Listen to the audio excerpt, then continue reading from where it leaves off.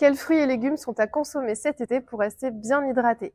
Bonjour, je m'appelle Béatrice, je suis coach en nutrition et je vous apporte toutes les réponses. L'hydratation, elle est essentielle au bon fonctionnement de votre corps, qui est d'ailleurs composé à 60% d'eau. Donc ça va être un élément clé dans le maintien de votre santé et de votre bien-être physique et mental.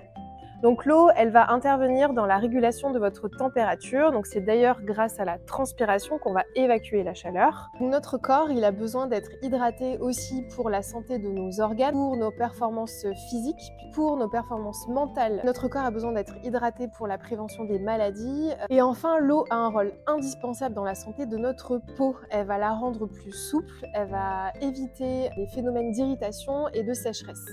Alors, quels sont nos besoins en hydratation? Le corps humain a besoin de boire minimum 1,5 litre d'eau. Si ça n'est pas le cas, vous pouvez avoir des signes de déshydratation. Alors, qu'est-ce qu'on peut faire pour maintenir une bonne hydratation? Il faut boire, comme je l'ai dit précédemment, et puis on peut s'hydrater via l'alimentation avec des fruits et des légumes qui contiennent beaucoup d'eau.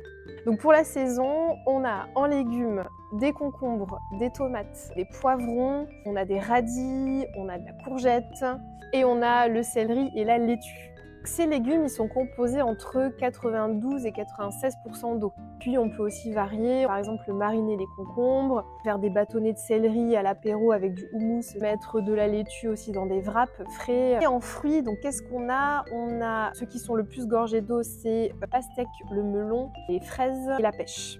Ils sont composés à environ 90% d'eau.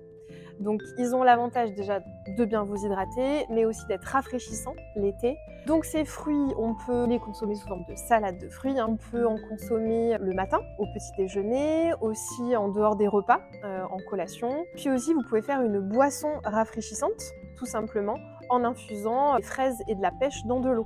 Donc à noter quand même que tous les fruits et légumes que vous allez manger crus, il faut les manger en début de repas ou en dehors des repas pour éviter que ça fermente en fait dans votre appareil digestif et d'avoir une mauvaise digestion. Mais j'espère que cette vidéo vous a été utile pour rester bien hydraté cet été et puis je vous dis à très bientôt pour de nouveaux conseils.